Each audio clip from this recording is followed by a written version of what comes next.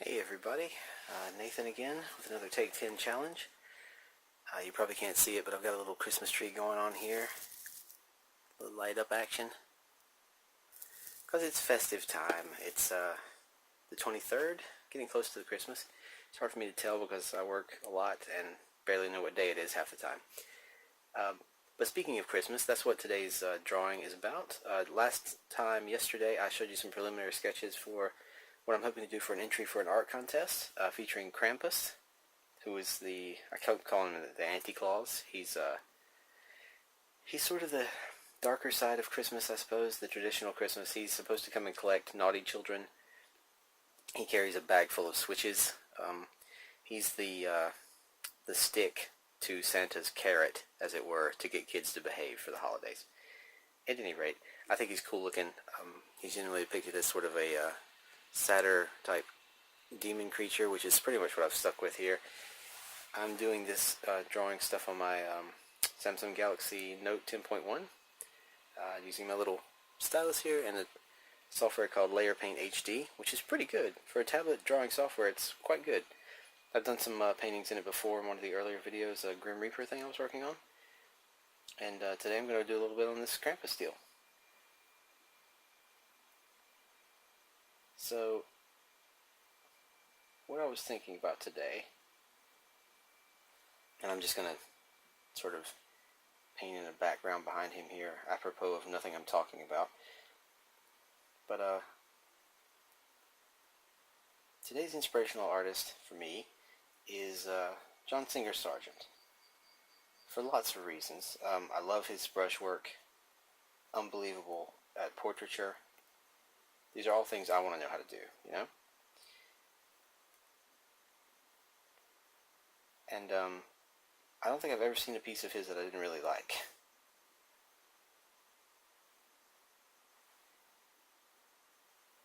So that's why he is my choice for inspirational artist of the day.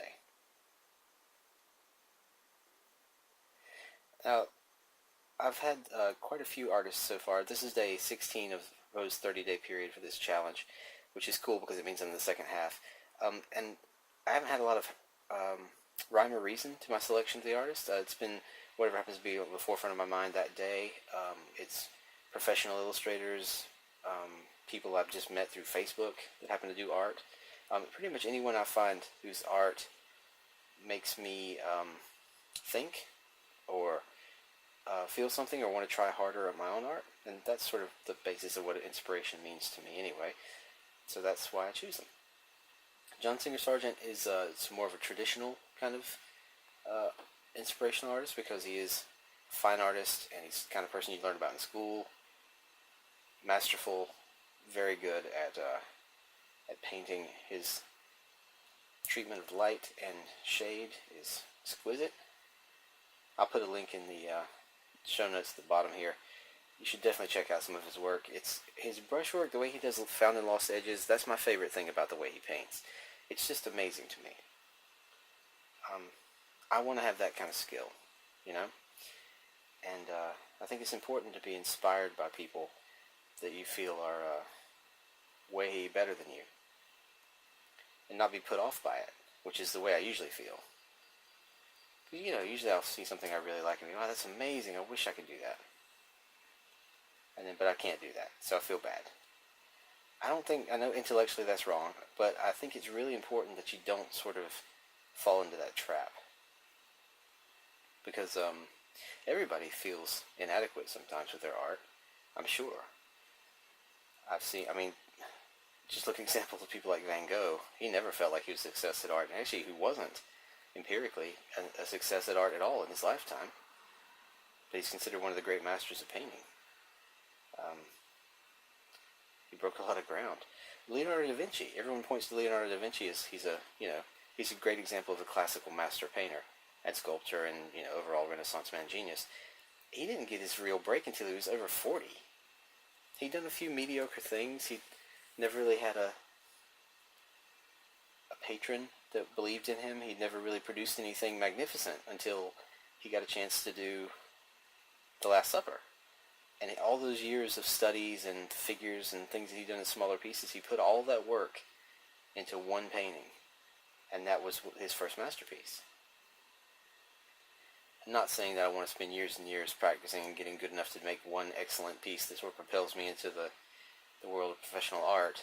I don't think that kind of model exists anymore in the first place, but I want to be a professional artist, and I want to sell my art to make a living.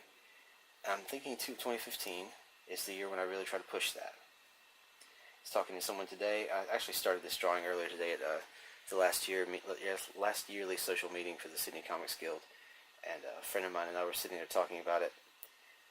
And honestly, the part I'm missing, I think, I've got some portfolio pieces together, nothing spectacular, but something.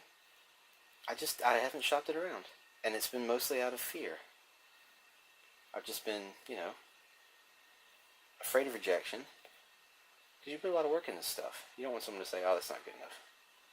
Just, because out of hand, because they don't have time to hold your hand. They're not there for portfolio review.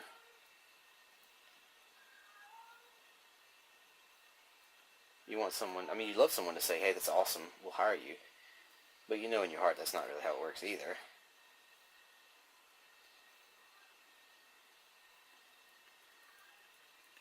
In case you're wondering what in the world I'm trying to draw here, I'm trying to do a nighttime sky. Krampus is going to be in the foreground, and I'm going to have Santa and his sled flying across the open moon. Oh, the full moon, rather. Open moon, what does that mean? As usual, I'm tired.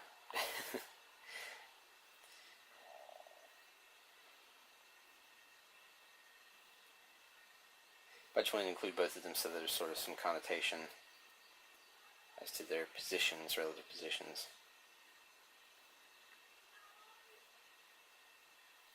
Not sure if you guys are picking that up. There's a cat, a stray cat that comes to our backyard here. Yowls for food a lot. It sounds like he's saying hello in a mournful kind of voice. It's kind of funny, actually. I feel sorry for him. We have an outside cat that we feed a lot, and he always steals our food, so I don't feel that sorry for him.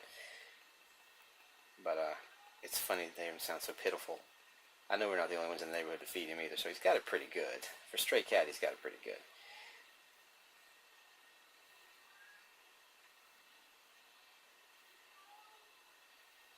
Let's see, I need cold blue. Anyway, my point is, you shouldn't let someone else's success discourage you from trying to achieve your own. And I think it's really important to realize that and to try to live it. And it is not easy to live it at all. It's easy to be discouraged. It's hard enough to believe in yourself when you think you're great. It's also important not to be arrogant, but I don't think this is like the opposite problem of what I'm talking about right now. One problem at a time. I'm dealing with self-confidence issues here, personally, and I'm talking about it. I think it's very important that you have to strike a balance between thinking you're good enough that you deserve to, succeed, so that you put your stuff out there, but not so good that you don't need to get better, because you always want to try to get better, and you always can get better. No one is ever finished learning, especially in art. There might be a time when you realize photorealistic rendering, if that's your goal, you might achieve that. But as soon as you do, you'll realize that that's not enough of a goal, and you'll have to come up with something else. That's when you can move past that into, abstraction of all kinds.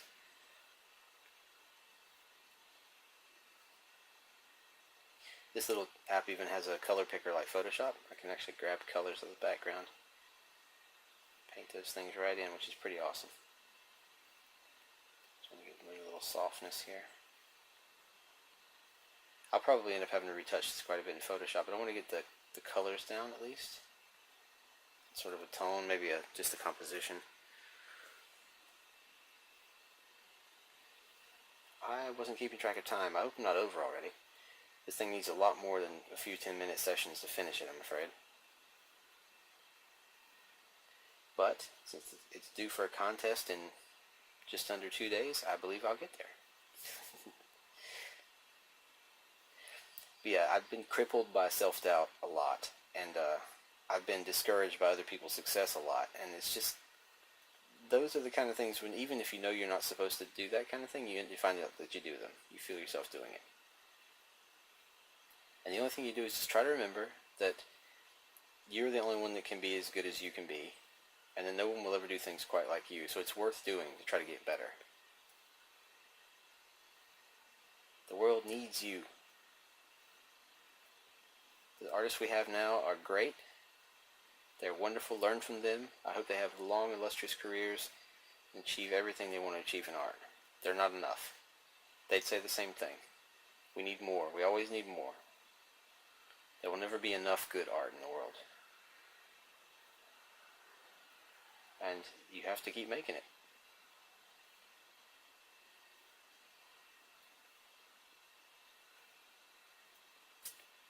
Or in my case, you make like little piles of whipped cream. Oh goodness. Yes, this is going to be a long time making this thing, so. I'm thinking I'm probably already past my 10 minutes, and I'm certain I'm already past your guys' patience with my yammering and meandering dialogue.